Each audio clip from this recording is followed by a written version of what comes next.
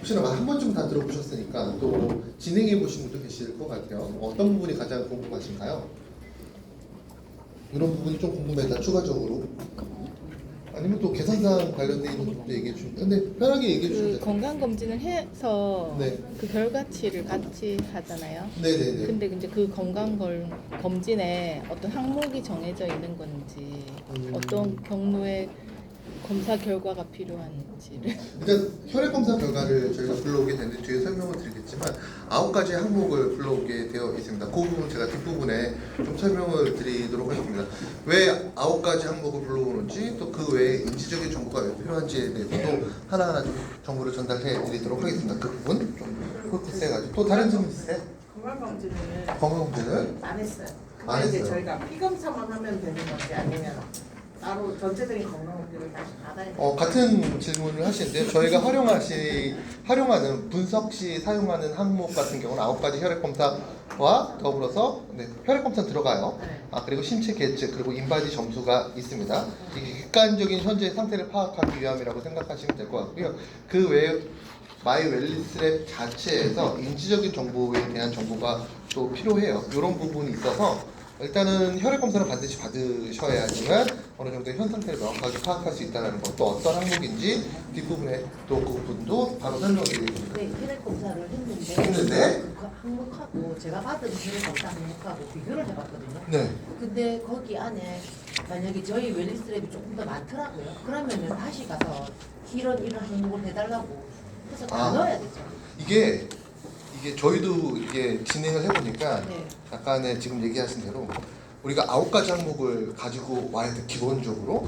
그런데 이 병원마다 또 검사하는 곳마다 항목이 약간 상이한 부분이 있더라고요. 그래서 기본적으로 정확한 분석을 원하시는 분들 같은 경우는 저희가 안내사항에 9가지 항목에 대해서 기재가 되어 있거든요. 그 항목에 대해서 반드시 검사, 분석을 요청한다라는 얘기를 또 가능한 병원에서 의뢰를 하시는 것이 바람직하지 않을까라는 생각을 해봅니다. 그 부분도 뒷부분에 좀 한번 설명을 드릴게요. 또 어떤 부분에 또 애로사항이 있을까? 지금 얘기하시니까 애로사항이시네요. 네네. 웰리스랩에 네. 네, 마이ル정보는 아직까지 들어가지 않고요. 네, 저희가 그것도 계획을 하고 있습니다. 2028년 경에 네, 분석하려고 하고 있습니다. 이것도 맨 마지막 장에 그 얘기가 나옵니다. 지금 당장이라도 물리적으로는 한 페이지 상에서 그 결과를 좀 이렇게 볼 수 있어요. 근데 저희가 원하는 것은 그런 한 페이지에서 보는 게 아닙니다. 우리가 일반적으로 어떤 분석을 한다는 것은 병렬식 결합이 아니라고 생각하거든요. 대표적으로 그런 랩 같은 경우가 5가지 검사 항목을 그냥 쭉 나열식으로 설명을 드리잖아요. 근데 많은 분들께서 원하시는 것은 그 내용이 즉 마이랩 정보가 반영된 현 상태를 분석하고 그 상태에 대해서 솔루션을 제시하는 플랫폼을 원하시는 거잖아요. 그게 단순한 일은 아니라고 저희는 생각을 하고 있고요. 2026년도에 좀 정밀화 과정을 거쳐가서 추후에 2027년, 28년도 정도에 저희가 가지고 있는 모든 자산을 통합해서 전달할 예정이 있다라고 설명을 드릴 수가 있습니다. 저희가 빨리 하면 좋겠지만 그게 현실적으로 굉장히 힘들다라는 거. 장내 생태계에 있는 많은 정보들, 그 포스파이트 정보를 반영한다는 것은 쉬운 일이 아니라고 저는 생각합니다. 그래서 좀 기간을 좀 잡아놨습니다. 네. 네. 검사를 했을 때 네. 부족한 부분에 기존에는 제품명이 나오는 걸로 알고 있었는데 네, 지금은 네, 네. 영양소가 나오잖아요. 네. 그래서 예를 들어서 소비자분들은 영양소보다는 제품명이 딱 나오면 다른 기업의 제품을 취급하지 않고 저희 거를 선택할 건데 영양소가 나오면 그런 부분에 좀 상의점이 있지 않나. 왜 그런 네, 네. 나오는지. 일단 마이 웰리스랩이라는 플랫폼 자체가 현 시점에서 약간 이렇게 저희는 건강을 목적으로 분석을 하는 거잖아요. 근데 이게 건강기능식품하고 같은 페이지에 있을 경우에 법적인 부분에 있어서 아직까지 모호한 부분이 굉장히 많습니다. 그런 이유 때문에 분석 그 페이지에 들어가시게 되면 오른쪽 위에 햄버거 바라고 얘기가 나오잖아요. 누르시게 되면 제품 맵이 따로 나오게 되고요. 아예 분리가 돼서 그리고 기능성 내용이 따로 이렇게 분류가 되어 있습니다. 그런 이유 때문에 이걸 한 페이지 보는 것보다는 리더 여러분들께서 어느 정도 숙지하신 다음에 그 내용을 바탕으로 하나하나 좀 안내를 해주시면 어떨까라는 생각을 해봅니다. 저희가 늘상 얘기 드리는데 마이 웰리스랩이라는 이 플랫폼은 도구예요. 도구라는 것은 나의 비즈니스에 보탬이 되기 위해서, 활용되기 위해서 활용하는 물건이라고 생각하시면 좋으실 것 같습니다. 그렇다면 이 도구를 어떻게 활용하느냐? 기본적으로 리더 여러분들께서 그간 진행하셨던 비즈니스 방식에 덧대시면 될 것 같아요. 덧댄다는 의미는 어떤 얘기냐면 뭐 사람마다 약간 소소한 차이는 있겠지만 기본적으로 우리 리더 여러분들께서 누군가의 건강을 지켜주고 싶을 때 그 과정을 보게 되면 제일 먼저 하시는 게 만남을 가지시고 소소한 대화를 나누시게 되잖아요. 그 소소한 대화를 나누는 그 과정에서 상대편의 건강상 문제를 인지하게 되고 그 인지된 정보를 바탕으로 내가 가지고 있는 건강상의 도움이 될 수 있는 솔루션을 제시하면서 우리 제품이나 우리 그 비즈니스를 전달하는 방식으로 아마 지금 진행이 되고 있었을 겁니다. 이 방식이 굉장히 훌륭한 방식이라고 생각을 합니다. 충분한 상담을 통해서 내가 가지고 있는 정보를 전달하기 때문에. 근데 마이 웰리스랩은 이 훌륭한 방식에서 하나가 덧대진다라고 생각하시면 될 것 같아요. 인지적인 정보로 그분에게 도움이 될 수 있는 어떤 건강 관리 방식을 전달했다라고 한다면 이제 인지적인 부분 플러스 그분의 객관적인 건강 데이터를 바탕으로 조금 더 체계화된 솔루션을 전달할 수 있다라고 생각하시면 좋으실 것 같아요. 이런 도구적인 측면에서 생각하시면 될 것 같아요. 도구라는 것은 활용하는 사람의 능력치에 따라서 그 가치가 굉장히 많이 달라진다는 것도 꼭 얘기 드리고 싶습니다. 하지만 도구라는 것은 기본적으로 편하게 활용하셔야 되고 누구나 접근성이 있어야 된다고 생각합니다. 그래서 이 마이 웰리스랩은 굉장히 직시적이고 또 직관적입니다. 직시적이고 직관적이라는 것은 빠르게 활용할 수 있다는 것, 누구나. 그리고 직관적이라는 것은 그 결과를 쉽게 이해할 수 있도록 만들어졌다는 겁니다. 하나의 예를 들어서 이 마이 웰리스랩은 저희가 활용해 보셨겠지만 앱이 아닙니다.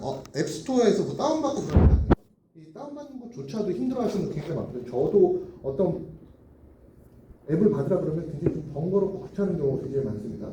근데 이 마이 웰리스랩은 도구이기 때문에 보다 접근성을 높이기 위해서 웹베이스로 진행이 되죠. 따따따 들어가시면 되고 아니면 ameco.kr에 들어가셔도 되고 즉 리더 여러분들께서 언제 어디서나 우리 비즈니스에 활용할 수 있도록 만들어진 도구라고 생각하시면 좋으실 것 같고 그 도구를 활용하는 데 있어서 좀 객관적인 지표를 올리기 위해서 늘상 저희가 얘기 드리는 부분이죠.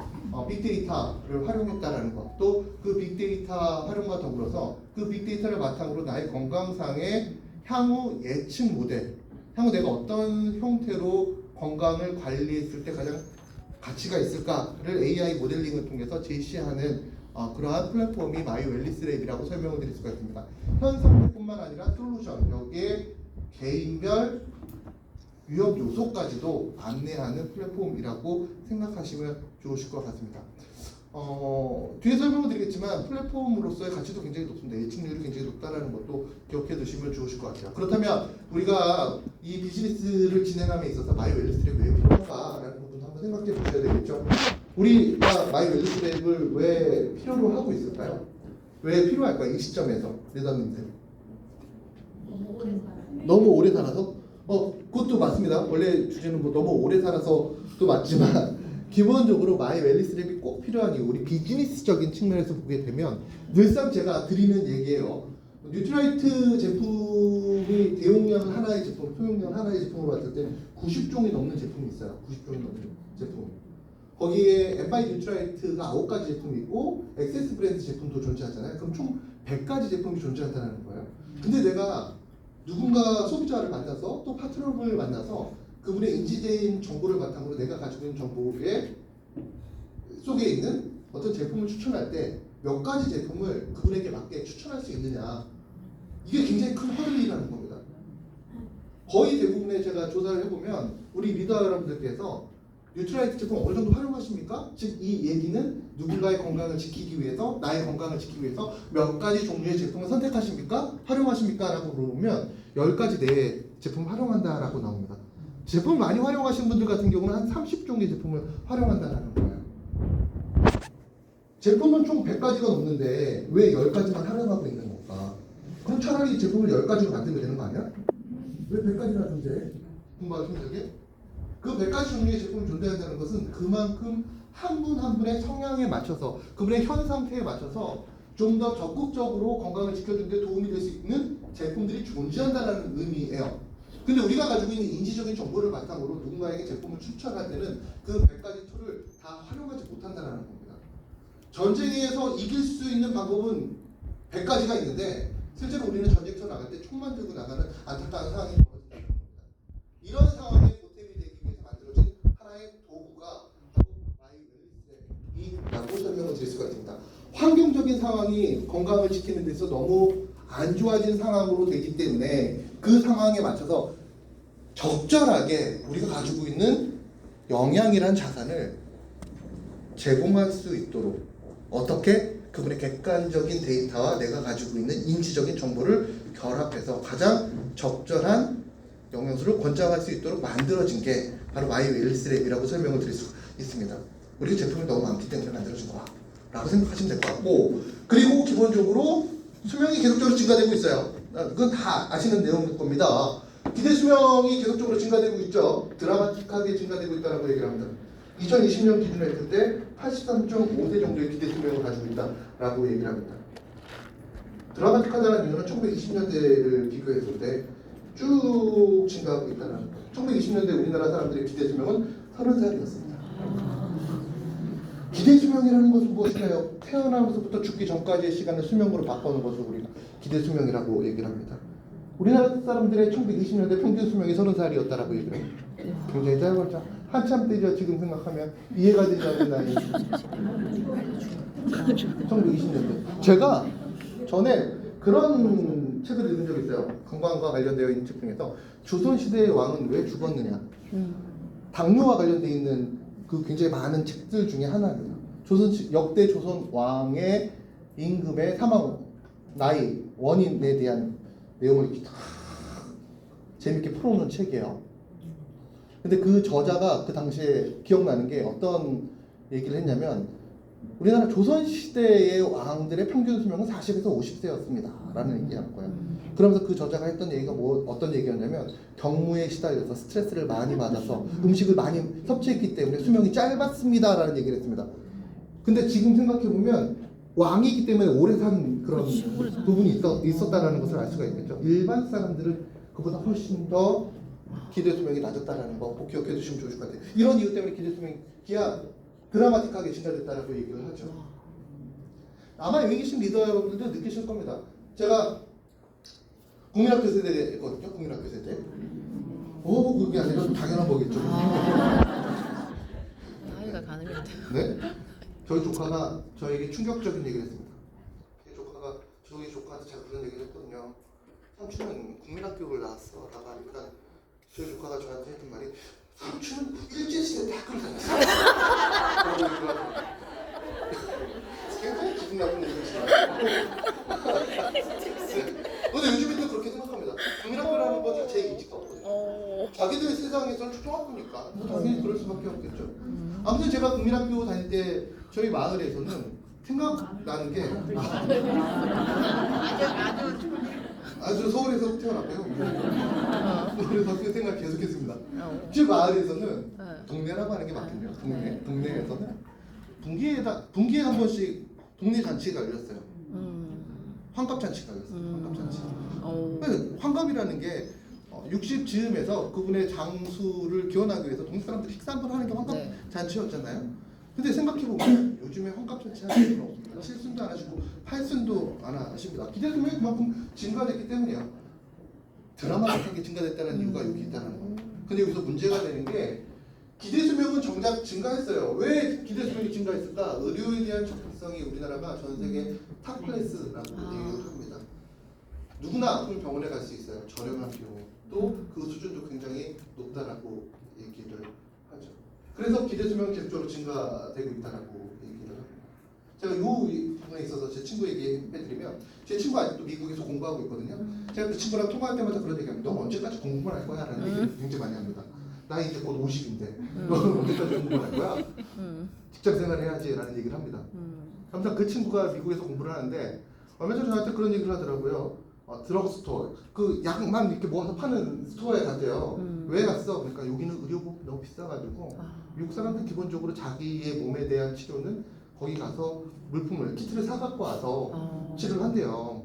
그리고 뭘 사갖고 갔는데 그러니까 이빨 떼우는 키트가 있대요. 치과가 너무 비싸니까 가면 600만 원 나오니까. 의료에 대한 접근성이 그만큼 우리나라가 좋다라는 겁니다. 그래서 기대 수명 계속적으로 증가되는데 문제는 기대 수명이 증가되는 게 장점도 있겠지만 약간 아쉬운 부분도 있다라는 거예요. 그 부분이 어떤 부분이냐면 정작 기대 수명 계속적으로 증가되는데 실질적으로 건강의 가치를 결정하는 건강 수명은 보합세라는 겁니다. 또는 문헌자료에 따라서는 오히려 떨어지는 경우도 굉장히 많아요. 그럼 건강 수명은 무엇일까? 기대 수명이라는 부분에서 질병에 의해서 아픔에 의해서 소실된 시간을 제외한 수명을 우리가 건강 수명이라고 얘기를 하죠. 즉 내 의지에 따라서 아픔 없이 자유롭게 내 몸을 움직일 수 있는 수명, 시간을 우리가 건강 수명이라고 얘기를 하는데 이 건강 수명은 정작 늘어나지 않고 있다는 겁니다. 그럼 여기서 왜 건강 수명이 이렇게 문제가 되고 있을까, 늘어나지 않을까를 보기 위해서는 사망 패턴의 변화를 보게 됩니다. 우리나라 사망 패턴. 1970년대를 기점으로 했을 때 우리나라 국민들은 기본적으로 간염성 질환에 의한 사망률이 굉장히 높았다라고 얘기를 합니다. 위생적인 부분이 아무래도 지금보다는 좀 현저하게 낮았기 때문에 결핵, 폐렴, 장티푸스 등등등에 의한 사망률이 굉장히 높았다라고 얘기를 하죠. 그럼 2020년대는 어떨까? 간염성 질환이 아닌 위생적인 간염이 올라가기 때문에 만성 질환에 의한 사망률이 굉장히 증가되고 있다라고 얘기를 합니다. 실제로 사망 원인의 80% 이상이 만성 질환에 의한 사망률이라고 얘기를 합니다. 한마디로 말해서 여기 계신 많은 리더 여러분들께서 주변에 계신 분들, 지인분들 어디가 좀 아파서 병원 갔다 왔어요? 누군가 병원에 입원하셨어? 누군가 돌아가셨어? 라고 하는 질병 10명 중 8명이 만성 질환에 의한 질병이라는 것이죠. 그럼 이 만성 질환이 어떤 부분이 위험한 것일까? 만성 질환은 우리가 일반적으로 침묵의 살인자라고 얘기를 합니다. 증상이 전혀 없다라는 겁니다.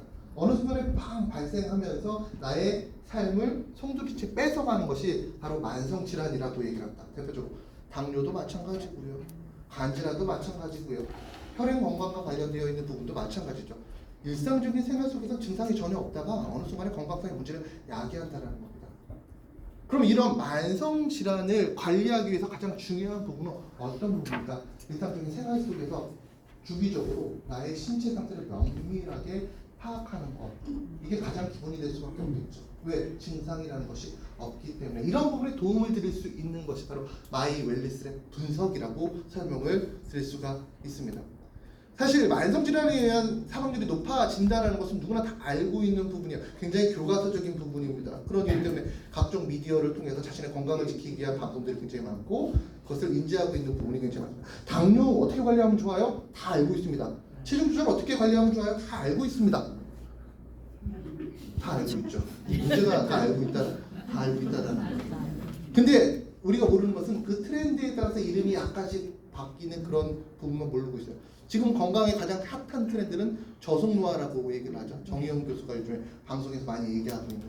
근데 저속노화도 결과적으로는 만성질환을 막기 위해서 우리가 일상적인 생활 속에서 누구나 다 알고 있는 그런 방식을 선택하자라는 부분입니다. 다 알고 있다라는 거죠. 그런데 참 특이하게도 다 알고는 있는데 왜 건강관리가 되고 있지 않느냐라는 게 핵심이 되지 않을까라는 생각을 해봅니다. 누구나 체중 조절 관리하는 법 알고 있습니다. 누구나 혈압을 낮추는 법 알고 있습니다. 콜레스테롤 높일 때 어떻게 관리해야 되는지 누군가 다 알고 있습니다. 왜 되지 않을까? 또 이런 분이 계십니다. 되지 않는 건 문제가 아니라 왜 나만 되지 않는 걸까? 바디키 진행하시잖아요. 저한테 와서 상담하는 가장 많은 유형 중에 한 유형이 이런 유형입니다. 저희 팀을 짜서 바디키를 진행하는데 같은 방식으로 진행하고 있습니다. 식사량도 동일하고 운동량도 동일합니다. 그런데 함께하는 파트너분은 체지방이 마이너스 3.5kg 정도 빠졌습니다. 굉장히 성공적이죠. 하지만 나는 똑같은 방식으로 진행했는데 왜 오히려 플러스 3.5가 됐을까? 이거는 바디키에 문제가 있는 것 같습니다. 솔루션 자체가 문제가 있는 거 아닙니까? 라는 얘기하시는 분이 굉장히 많습니다. 왜 나에게만 적용되지 않는 것일까? 이게 요즘에 가장 핫한 부분이겠죠. 누구나 다 가지고 계신 부분이라고 생각합니다. 사실 만성질환이라는 것은 공통된 기전에 의해서 발생합니다. 이거는 리더 여러분들께서 꼭 암기하시면 좋으실 것 같아요. 제가 제가 어떤 얘기를 드리면서 건강상에 관련돼 있는 내용을 드리면서 이건 숙제하세요라는 얘기 거의 안 하거든요. 제가 수천 장의 교육자를 만들었지만 숙제하세요라는 건 몇 장 되지 않습니다. 그 중에 하나가 이 장표인 것 같아요. 건강 문제의 공통적인 기전, 특히 만성질환의 공통적인 기전이라고 생각하시면 될 것 같아요. 우리가 알고 있는 건강상의 문제의 대부분은 산화 스트레스, 대사 스트레스, 면역, 염증, 근육에 의해 발생한다. 이 얘기는 우리가 알고 있는 뉴트랄의 다양한 영양소들도 이런 부분 관리에 도움이 될 수 있는 영양소로 주로 존재한다라고 생각하시면 될 것 같습니다. 정말 공통 기전이 이거야? 이거에 대해서 반론을 제기하시는 의사 선생님이나 교수 선생님은 없을 겁니다. 누군가 이게 병원에 가셔가지고 어떤 책에서 읽어보니까 건강 문제 공통적인 기전이 산화 스트레스와 대사 스트레스, 면역, 염증, 근육에 의해서 발생한다는데 이게 맞나요? 아니요 라고 하시는 분들이 없을 거랍니다. 이게 굉장히 기본적인 내용이거든요. 공식이라고 생각하시면 될 것 같아요. 이 기본적인 5가지 요인에 의해서 우리가 알고 있는 거의 대부분의 만성질환이 발생한다라고 생각하시면 될 것 같아요. 1 플러스 1은 2다라는 아주 단순한 공식이라고 생각하시면 됩니다. 누구나 우리는 이 공식을 알고 있습니다. 그럼에도 불구하고 건강관리가 되지 않는 이유는 무엇일까? 왜 나에게만 안 먹히는 거지? 라고 생각하신다면 우리가 지금 행하고 있는 건강관리의 방식에 대해서 한번 떠올려 보시면 좋으실 것 같아요.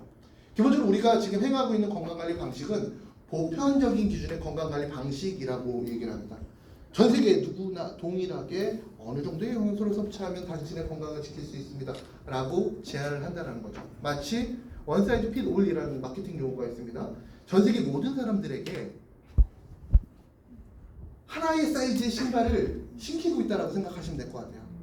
지금의 우리의 건강관리 방식이 WX 1을 위해 섭취하세요. 이거 똑같은 얘기죠. 단 신장과 체중이 저 사람과 다른데 왜 똑같은 양을 섭취해야지 돼? 이 얘기를 하는 겁니다. 보편적인 기준의 건강관리 방식을 우리가 택하고 있다는 거예요. 어느 정도의 최소한의 건강을 지키는 데 도움이 될 수 있겠죠. 마찬가지로 신발, 전 세계 사람들이 인종이 다르고 신장이 다르고 체중이 다르고 똑같은 사이즈의 신발을 신으면 누군가는 딱 맞아서 도움이 될 수가 있을 겁니다. 하지만 누군가 신발이 작거나 클 경우에는 삶에 불편함을 줄 수가 있다는 행동에 또 그 과정이 좀 오래되게 되면 오히려 독이 될 수도 있는 상황이 벌어진다는 건데 이게 바로 지금 현재 우리의 건강관리 방식이다. 그럼 향후 우리가 취할 수 있는 건강관리 방식이라는 어떤 것일까? 기본적으로 건강관리에 있어서 가장 기본적인 그 공식에 그렇다면 이 공식에 개인의 조건 변수를 포함시키면 어떨까? 라는 게 향후 건강관리에 있어서 핵심이 된다는 거죠. 산화, 대사, 면역, 염증, 근육이라는 만성질환의 기본적인 발생 원인에 그것을 관리하기 위해서는 개인별 데이터를 누라는 겁니다. 거기에 따라서 결과치가 약간씩 달라질 수가 있기 때문에 적용할 수 있는 방법이 달라질 수 있기 때문에 이런 것을 우리가 초개인화된 건강관리 방식이라고 얘기를 합니다.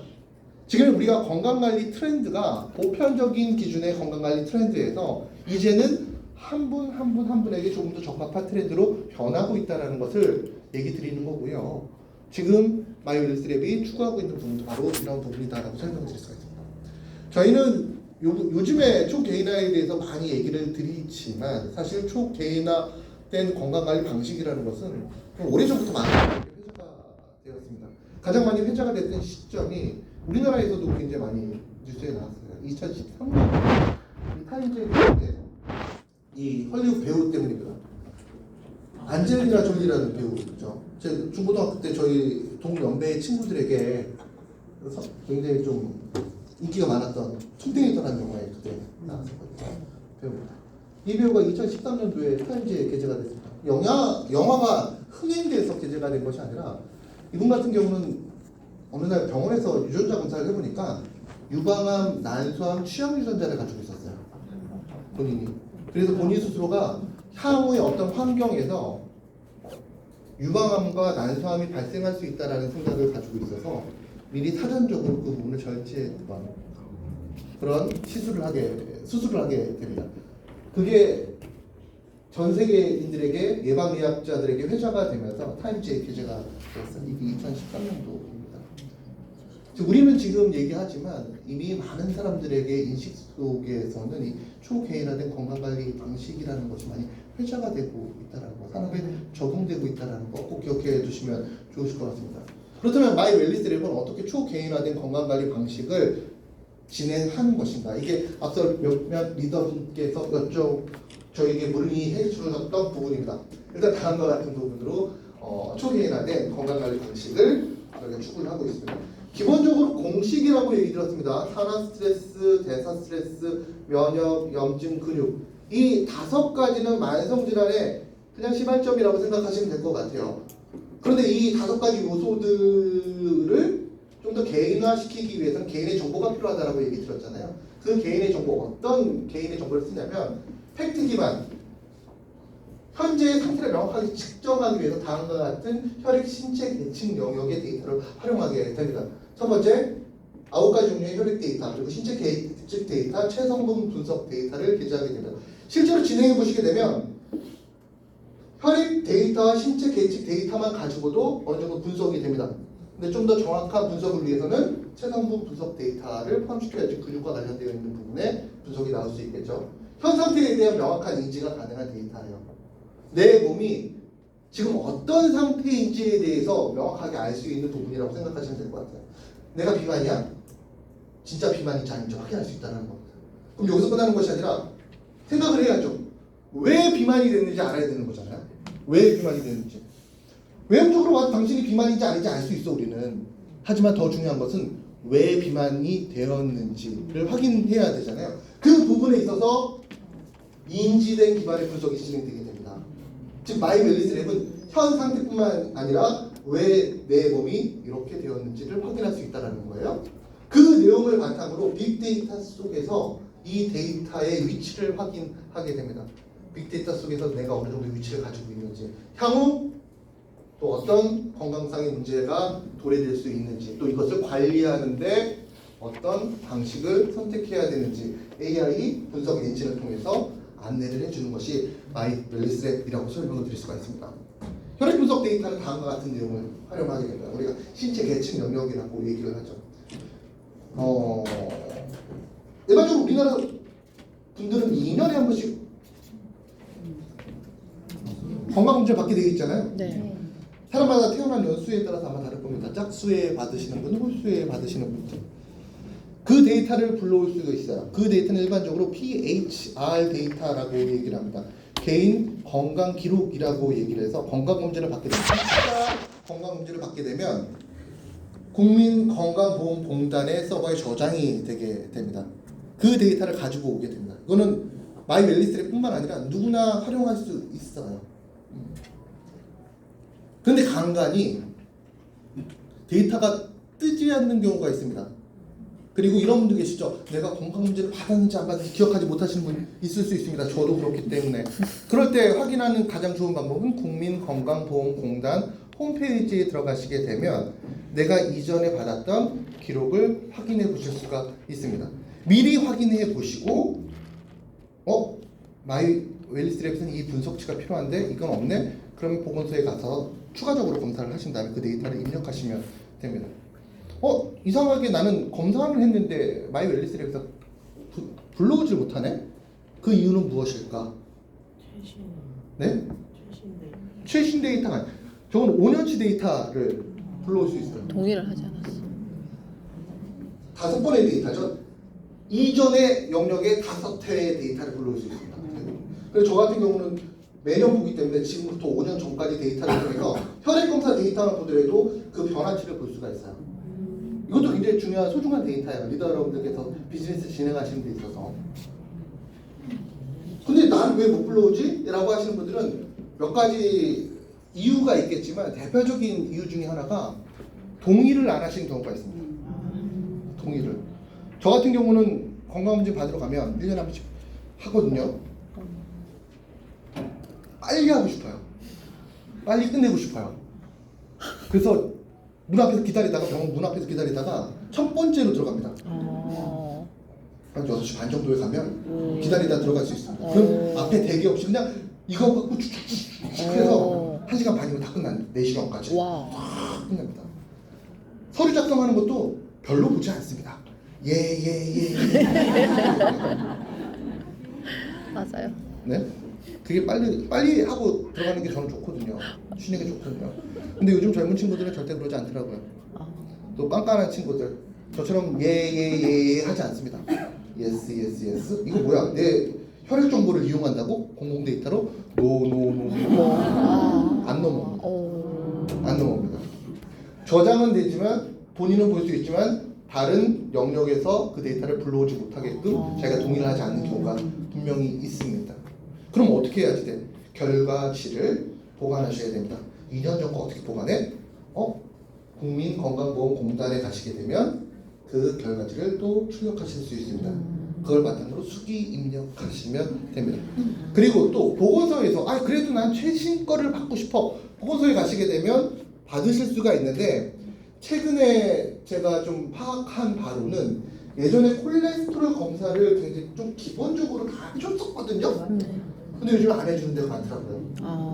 그러니까 항목을 확인하신 다음에 그 부분에 있어서 검사를 받을 수 있는 곳으로 가셔야 됩니다. 근데 일반적으로는 우리가 분석하는 가지고 오는 9가지 항목은 굉장히 기본적인 항목이기 때문에 아마 그럴 일은 없으실 겁니다. 걱정하지 않으셔도 될 것 같습니다. 그리고 또 저희 분석을 하게 되면 저희가 기재해 놓은 항목명과 병원에서 인쇄하는 항목명이 약간 다른 경우가 있어요. 줄임말을 그렇게 많이 쓰는 병원이 많더라고요. 또 이상하게 영어 쓰는 경우가 굉장히 많으시더라고요.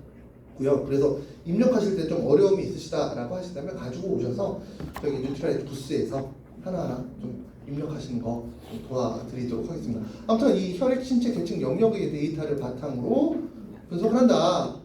그리고 그 데이터를 바탕으로 빅데이터 속에서 나의 위치를 파악하고 향후 도래할 수 있는 문제점 그리고 도움이 될 수 있는 방법을 제시한다. 플랫폼이라고 얘기합니다. 마이 웰스랩의 가장 큰 가치가 무엇이냐 요즘에 출시가 된 이후에 얘기를 많이 하십니다. 이상하게 병원에서 보니까 소비자가 봤을 때 심장이 몇 살인지 혈액이 몇 살인지 근육이 몇 살인지가 나오더라고요. 혈압 나이도 나오고요. 그거와 너희 마이 웰스랩의 차이는 뭐예요? 라는 얘기 굉장히 많이 합니다. 그렇다면 우리 유다 여러분들께서 이 소비자를 만났을 때도 아마 동일한 질문을 받을 수 있지 않을까라는 생각을 해보게 됩니다. 지금 현재 건강기능식품 업계에서는 플랫폼을 운영하는 데가 많지 않습니다. 몇 군데 업체에는 남아 있지만 거의 대부분 지금 플랫폼을 많이 활용하는 쪽이 건강기능식품 업계가 아니라 보험회사 쪽에서 많이 운영을 해요. 건강검진 받게 되면 심장 나이가 몇 살이고 혈압 나이가 몇 살이고 콜레스테롤 나이가 몇 살이니까 당신은 좀 젊네요. 나이대에 비해서 생물품 나이가 그럼 보험료 할인해주는 뭐 이런 쪽으로 많이 활용을 한다는 겁니다. 그런 플랫폼과 뉴트라이트의 마이 웰스랩의 차이점은 무엇일까를 많이 궁금해 하시는데요. 플랫폼에 있어서 가장 중요한 것은 어느 정도의 빅데이터를 활용하느냐입니다. 나의 지금 현 상태를 명확하게 분석하기 위해서 어느 정도의 데이터를 활용하느냐가 그 플랫폼의 가치라고 생각하시면 될 것 같아요. 저는 사실 다른 기업에서 그 플랫폼을 운영하는데 어떤 빅데이터를 활용하는지 모릅니다. 하지만 제가 당당하게 얘기할 수 있는 것은 우리가 일반적으로 생각했을 때 우리 플랫폼을 운영하기 위해서 활용하는 데이터가 상식 이상의 너무나 방대한 데이터를 활용하기 때문에 저는 당당하게 얘기할 수가 있는 겁니다. 사람 수로 보게 되면 저희가 데이터의 수에 대해서는 과거에 비해서 요즘에 좀 많이 얘기해 드리지 않거든요. 인원으로 봤을 때 44만 명의 빅데이터를 활용하게 되고요. 식품과 영양성분 데이터는 10만 건을 활용하게 됩니다. 영양소 같은 88종, 식물영양소는 300여 종의 식물영양소 데이터를 활용하면서 현 상태에 대해서 도움이 될 수 있는 다양한 방식을 제안하는 거라고 생각하시면 될 것 같아요. 다시 한번 얘기 드리지만 플랫폼에서 가장 중요한 것은 어느 정도의 빅데이터를 활용하느냐 그리고 그 빅데이터를 활용해서 어느 정도의 모델링, 예측률을 가지고 있느냐가 가장 중요하다고 생각하시면 될 것 같아요. 실질적으로 이 부분이 제가 가장 가치 있게 좀 얘기 드리는 부분이에요. 유효성 검증이라는 부분입니다. AUC 예측률 0.935, 0.949 정도의 유효성 검증, 예측률과 유효성 검증을 진행했다는 게 가장 큰 강점이라고 생각하시면 될 것 같아요. 다시 한번 얘기 드리면 제가 다른 플랫폼의 가치는 잘 모르겠습니다. 하지만 당당하게 얘기할 수 있는 것은 우리는 방대한 빅데이터를 활용해서 유효성 검증에서 예측률이 0.949, 0.935 정도가 나왔다. 너희는 어느 정도 나왔어? 라고 한 번쯤은 물어볼 필요가 있지 않을까라는 생각을 합니다. 그럼 이 0.935가 어느 정도의 수치일까를 보게 되면 다른 문헌자를 보게 되면 제가 찾아봤어요. 0.935, 0.94가 어느 정도야? 세계적으로 널리 이용되고 있는 임상 예측 모델 교과서에 따르면 이 수치가 어느 정도냐면 기본적으로 예측률이 0.7에서 0.8 정도가 됐을 때 완전 보통이야 받아들일 수 있어 라는 얘기를 해요. 근데 0.9 이상일 경우에는 걸출하다는 얘기라고. 굉장히 뛰어난데 이거보다 좀 더 세밀하게 나와 있는 A 값에 대한 정의가 있을까? 그래서 제가 찾아보니까 다음과 같은 내용을 확인할 수가 있었습니다. 보통 0.7에서 0.79가 보통이야 예비 연구에서 활용할 수 있어 라는 얘기를 한다는 거예요. 그런데 0.9에서 1.0 사이는 0.9 이상이 되겠죠. 진단 도구나 예측 모델로서 매우 신뢰할 수 있다라고 얘기를 합니다. 그리고 그 데이터를 바탕으로 결과물을 바탕으로 임상 적용 가능성이 굉장히 높다라는 데이터를 볼 수가 있다는 겁니다. 마이 웰리스들이 바로 이 범주에 들어가는 예측률을 가지고 있다는 겁니다. 당신의 플랫폼이 가장 가치 있는 이유는 뭐예요? 라고 누군가 물어보신다면 유효성 검증에서 매우 높은 예측률을 가지고 있습니다. 라고 꼭 얘기해 주시고 반문해 주시기 바랍니다. 당신은 어느 정도의 예측률을 가지고 있습니까? 마이웰리스랩은 바로 이런 높은 수준의 모델링을 가지고 있다는 거예요. 또 빅데이터이기 때문에 이걸 보다 쉽게 활용할 수 있어야 됩니다. 직관적이 있어야 된다라고 얘기 들었습니다. 끊임없이 연구를 진행해야 돼요. 이런 부분을 위해서 헬스 스페이스 디지털 트윈 기술이 적용되어 있다고 생각하시면 될 것 같습니다. 디지털 트윈이라는 것은 무엇일까요? 디지털 트윈. 이렇게 설명하면 쉬울 것 같습니다. 현실에 존재하고 있는 어떤 물질을 가상의 공간에 그대로 복제해 놓은 것을 우리가 디지털 트윈이라고 얘기를 합니다. 쌍둥이 만들어 놓은 거예요. 적절한 예는 아니지만 하나의 예를 들게 되면 저라는 사람을 똑같이 복제해서 머리카락 숲같이 똑같이 복제해서 가상의 공간에 똑같이 만들어 놓은 거예요. 그럼 뭘 할 수 있을까요? 별로 가치는 없겠지만 뭘 할 수 있을까? 저 같은 경우는 24시간 교육을 시킬 수도 있을 것 같아요. 현실에서 불가능하잖아요. 저 대신 유튜브 교육을 계속 해 라고 할 수 있겠죠. 아니면 이런 것도 시킬 수 있겠죠. 건강적인 측면에서 봤을 때 현실은 저에게 할 수 없기 때문에 너 24시간 동안 한 삼겹살을 계속 먹어봐. 잠을 깨우지 않고 삼겹살만 먹이는 거죠. 행복할 수도 있겠죠. 그럼 여기서 중요한 것은 24시간 동안 가상의 저에게 삼겹살을 먹이게 되면 저를 복제해 놓은 죽진 않죠. 현실적으로는 불가능한 실험이 있지만 24시간 동안 몇 달 동안 먹이게 되면 얘의 몸에 변할 겁니다. 그러면 거기에 다시 정상적으로 회복시키는 데 도움이 될 수 있는 다양한 방법들을 시도해 볼 수가 있다는 거예요. 현실에서 불가능하죠. 인권 문제에 바로 걸리게 되죠. 저에게 24시간 동안 삼겹살 먹으라고 하면 저는 고소할 겁니다. 하지만 가상의 공간에서 가능하다는 것이죠. 또 그 영양소를 섭취했을 때 신체가 돌아오는 과정에 대해서 명확하게 확인할 수가 있다는 겁니다. 사람들이 건강이 안 좋아지는 이유는 어떤 기전을 타고 안 좋아지는구나, 이것을 다시 회복시켜주는 데는 어떤 과정을 거쳐야 되는구나를 명확하게 확인할 수 있는 게 바로 디지털 트윈 기술이다라고 설명을 드릴 수가 있습니다. 이 기술이 적용되어 있다는 것이죠. 2025년 3월에 저희 WX 논문이 염증과 관련되어 있는 논문이 발표가 됐었거든요. 예전에 진행했던 인체 적용 실험을 바탕으로 해서 이 디지털 트윈 기술, 가상의 공간에서 염증과 관련되어 있는 부분 연구를 진행한 거예요. 요즘에 학계에서 굉장히 일반화되어 있는 그런 연구 과정이다라고 생각하시면 좋을 것 같아요. 기본적으로 빅데이터가 있어야 되는데 바로 마이웰리스랩이 이 디지털 트윈 기술이 적용되어 있다라고 생각하시면 좋을 것 같습니다. 그러면 마이웰리스랩을 통해서 무엇을 알 수 있어? 지금까지 제가 설명드렸던 부분은 눈에 보이지 않는 부분이에요. 여기까지 부분을 설명드린 겁니다. 여기까지 부분, 요 이전 부분을 설명드린 거예요. 당신의 객관적인 데이터를 바탕으로 이 데이터를 빅데이터 기반의 알고리즘을 분석해까지를 얘기 드린 겁니다. 그리고 그게 얼마나 신뢰할 수 있는 자료인지를 설명드렸어요. 그럼 실질적으로 리더 여러분들께서 비즈니스를 진행하는데 어떤 부분을 알 수 있는 것일까? 이런 부분을 알 수가 있다는 겁니다. 저 개인적으로 이제 리더 여러분들께서 지금도 많이 하시고 계십니다. 스마트폰이라든지 큰 패드를 활용하시면 좋으실 것 같습니다. 왜? 구현되는 정보가 이런 정보이기 때문에. 첫 번째 볼 수 있는 게 노화 속도입니다. 노화 속도. 원래 노화 속도만 나오는데 요즘에 나이까지 나옵니다. 리더 여러분들이 그래도 요즘에 나이가 나오면 좋을 것 같아요. 일을 하셔가지고 나이를 포함시켰습니다. 노화 속도라는 것은 무엇일까? 1.0을 기준으로 합니다. 건강 나이와 생물학적 나이의 차이를 확인해 볼 수가 있습니다. 일반적으로 노화 속도가 1.0 이상일 경우에는 생물학적 나이보다 건강 나이가 좋지 않은 가속 노화 상태를 의미합니다.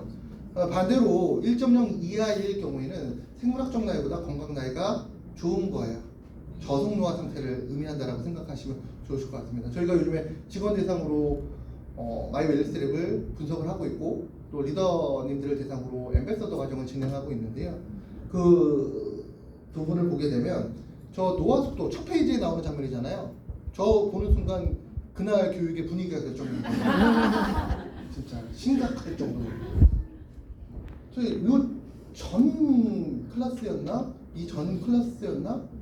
너무 분위기가 안 좋더라고요. 그 전전 클래스 같은 경우에는 참석하신 리더분들이 거의 대부분 0.8에서 0.7 정도의 노화 속도를 가지고 계셨어요. 근데 마지막인가 그 전인가 노화 속도를 보니까 다 1.2대 되는 거예요. 분위기가 너무 안 좋더라고요. 기분이 정말 안 좋으신 것 같더라고요. 실제로 리더님들 이렇게 분석하는 결과 보잖아요. 이렇게 보다가 입력하시잖아요. 이렇게 보고 결과가 나오는데 몇 초 걸리지 않습니다.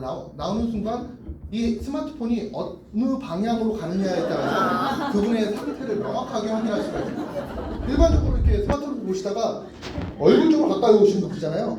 가속 노화가 다 1배속 이상으로 넘는 거예요. 안 좋은 분이에요. 한번 놀라신 다음에 확 덮어버립니다. 얼굴 빨개지십니다. 기분 나쁘신 거죠.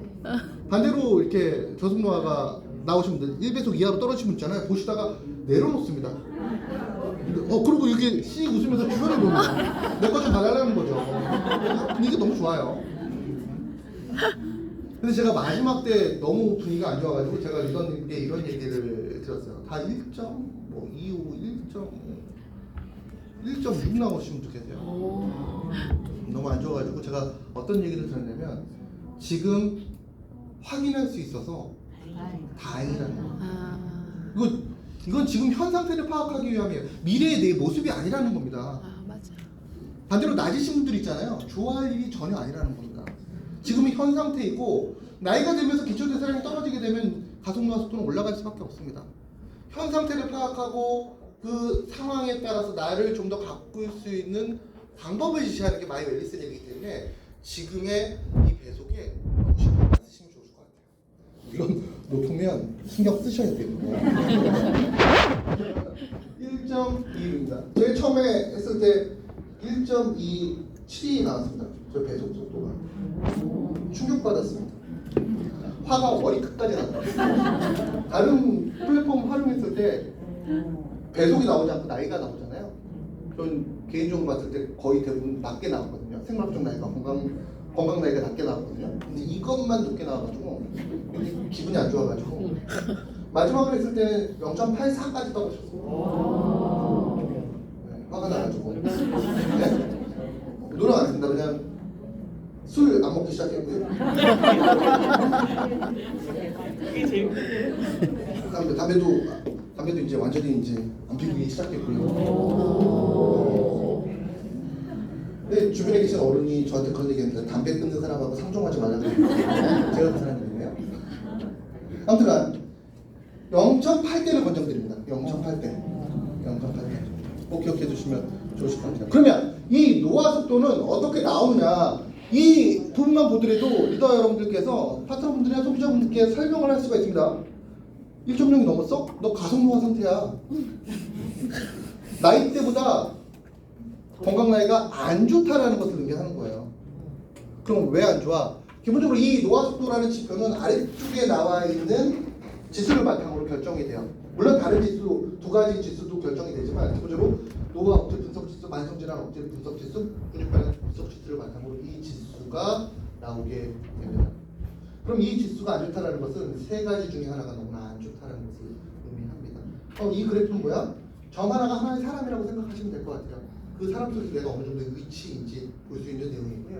이 배속을 확인한 다음에 이제 그럼 실질적으로 내가 어떤 상태인지 또 어떤 부분에 도움을 받아야 되는지는 건강 내비게이션 파트, 건강 신호등 파트에서 명확하게 보실 수가 있습니다. 6가지 지표를 통해서 현재의 상태를 개선할 수 있는 방법을 확인할 수가 있어요. 기본적으로 건강 신호등의 핵심은 노화 억제 분석 지수, 만성 질환 억제 분석 지수, 근육 밸런스 분석 지수입니다. 노화 억제 분석 지수라는 것은 무엇일까? 만성 질환 억제 분석 지수는 무엇일까? 앞서 제가 공식이라고 얘기 드렸습니다. 만성 질환의 5가지 요건은 산화 스트레스, 대사 스트레스, 염증, 근육, 면역 이 5가지라고 얘기 드렸잖아요. 그 5가지 기본적인 공식 중에서 만성 노화 억제 분석 지수라는 것은 산화 스트레스에 해당되는 내용입니다.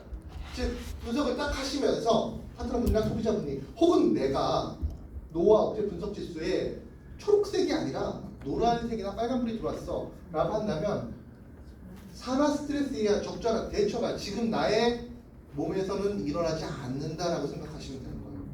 그럼 산화 스트레스는 뭐야? 항산화 관리가 전혀 되지 않는다는 것을 의미합니다. 6가지 항목 중에서 노화 억제 분석 지수가 가장 많은 가지를 가지고 있습니다. 영역을 관리하고 있습니다.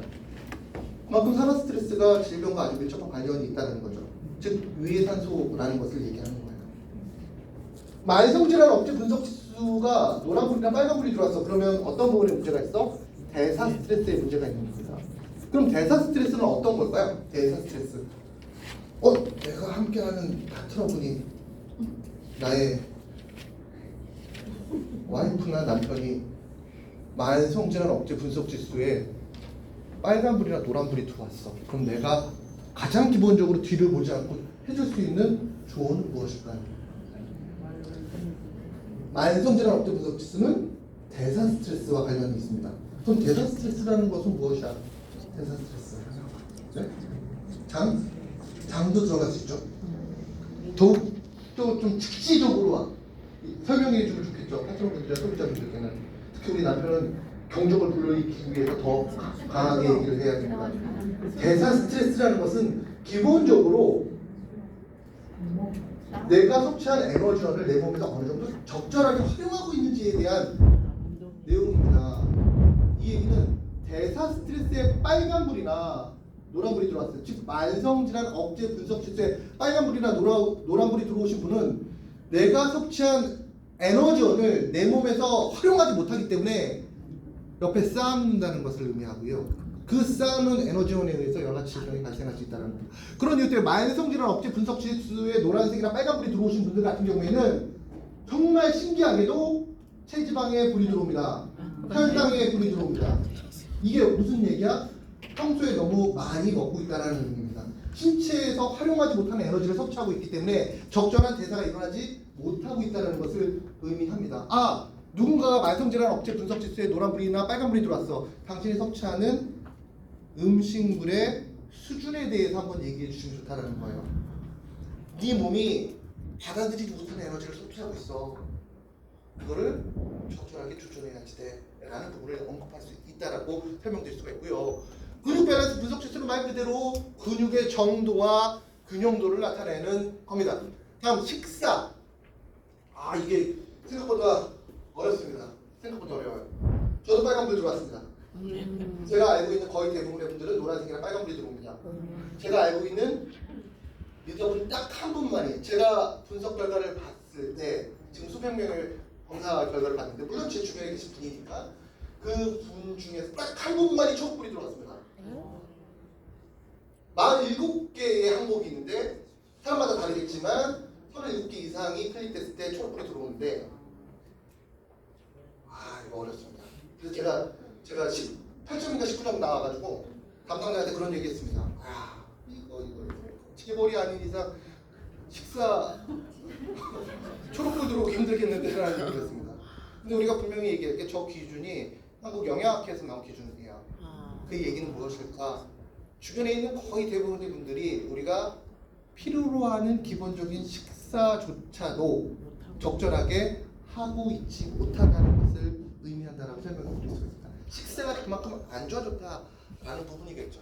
운동도 마찬가지고 수면도 마찬가지입니다. 그럼 이런 신호등을 바탕으로 당신이 어느 부분에 문제가 있어 라고 한다면 여기서 끝나면 안 되겠죠. 어떻게 관리해야 되라는 부분이 나와야 되잖아요. 그게 바로 생활습관 가이드에서 먼저 나온다는 겁니다. 생활습관 가이드에서. 그런 상태에 대한 인지와 그분의 도움이 될 수 있는 방식들에 대해서 설명을 할 수가 있는 게 바로 이 플랫폼의 가장 큰 장점이라고 설명드릴 수가 있습니다. 또 점수로부터 표현을 했습니다. 점수는 나이대마다 다 다릅니다. 보시면 또 중요한 게 동성, 동연령대